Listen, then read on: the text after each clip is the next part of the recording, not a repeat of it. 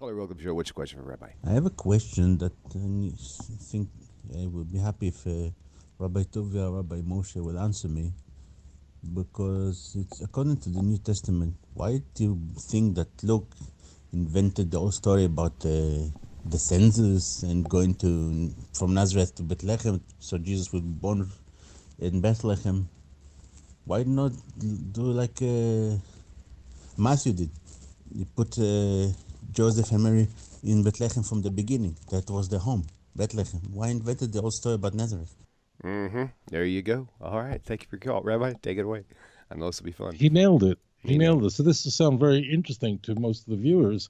So as it turns out, 27 books in the Christian Bible, only 2 of them mention the belief that Jesus was born to a virgin in Bethlehem. You won't find it in the earliest writings of the New Testament. You won't find it in any of the letters of Paul, and you won't find it in Mark, the earliest gospel. But you will find it in 2 gospels, in Matthew and Luke, as the caller indicated. John wants nothing to do with any of this, so he actually dismisses the whole idea in John 7. But as it turns out, although there are the Passion narrative, as an example, are widely contradicted. The stories told in each of the Gospels contradict each other widely. The infancy narrative, as is conveyed by Matthew and Luke, are more contradictory than even the Passion narratives. They're completely irreconcilable. And the caller is asking the question is, why didn't Luke, whoever wrote the book of Luke, why didn't he, and I assure you it's a he, women in the first century were not literate, why didn't he do what Matthew did? So it requires a little explanation. What Matthew and Luke have in common is that they both convey that Jesus was born to a virgin named Mary in the city of Bethlehem.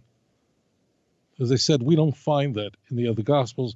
We don't find that in the letters of Paul. As I mentioned in John, in fact, the question is, how could Jesus be the Messiah if doesn't the Messiah have to be born in Bethlehem? And there's no even response to that. So Matthew and Luke each independently use a different plot device to get that to happen, to have Jesus born in Bethlehem.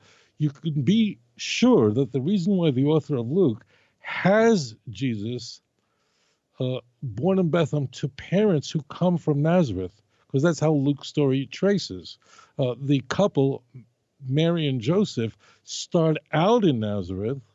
There's a worldwide census of the empire by Octavius Caesar Augustus, in which everyone has to return to their ancestral city. We are told in Luke that the Bethlehem is the ancestral city of Joseph, who is from the house of David. So why did Luke do that? Because according to Matthew, the family starts out in Bethlehem. That's where home is. And then the family is forced to go down to Egypt to escape Herod the Great's murder of all the children in Bethlehem, the slaughter of the innocents. And then eventually they don't go back to home, Bethlehem, but they're warned rather by an angel that you go somewhere else, go to Nazareth, don't go back to Bethlehem, because Herod Archelaus is now in charge, and he was crazier than his father. Why would Luke do that? And the answer is that Luke was trying to stay closer to the truth. The family was originally from Nazareth. The Bethlehem part is what's made up.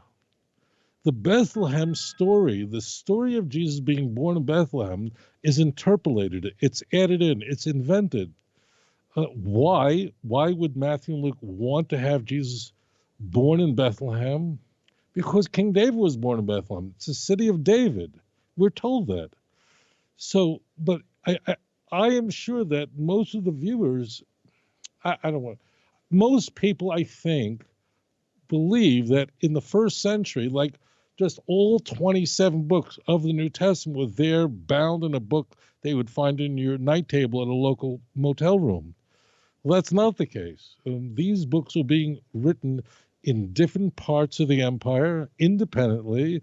Of course, Matthew and Luke were using Mark and other sources, but they then had to create a plot device of how do you get a family who is a family from Nazareth, how do you get them to Bethlehem to be born there?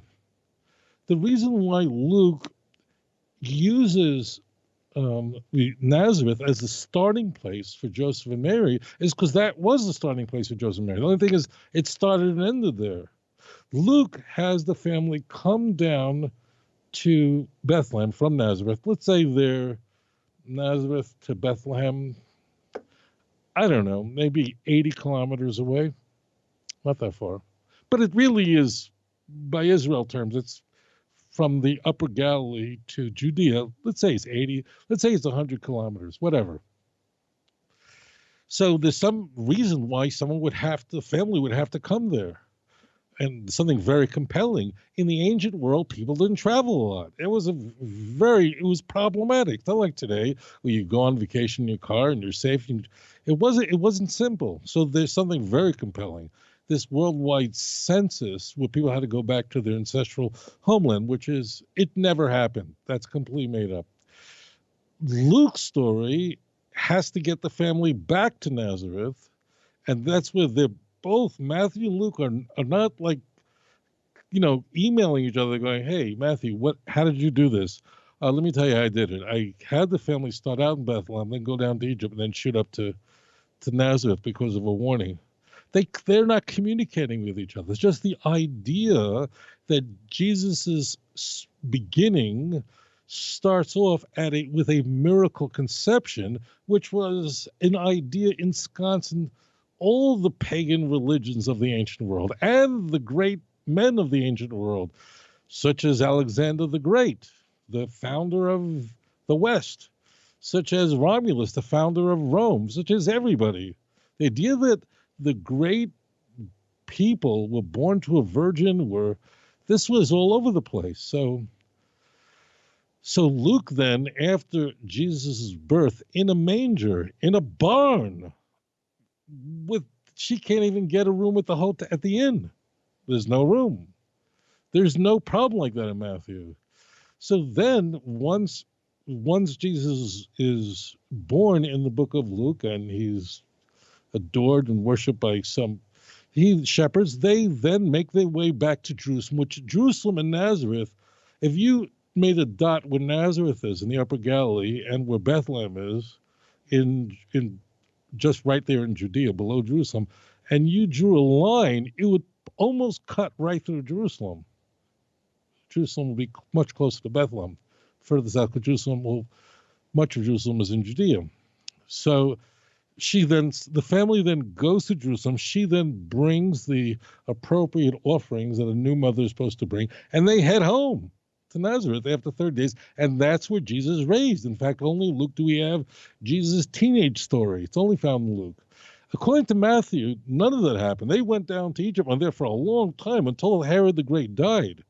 So there's no going back to Nazareth right away. So the reason why Luke writes a story that way is because he doesn't have the book of Matthew in front of him. I don't know, if Luke was sure that his book would actually get published. But remember this, in the ancient world, people in the first, second century, people didn't have all four gospels in front of them. We find that already in the second century that references are being made to this, to the words of the apostles. And finally, by the time of Irenaeus, the Bishop of Lyon, that's 180 or so, then we have the identified books that Matthew was by Matthew, Luke, and so on. And don't forget about what people tell you about Papias. So that's the reason. Luke just took a very simple thing. The kid was always known to be from Nazareth. That's what Jesus was known as. Jesus, in fact, that's his name.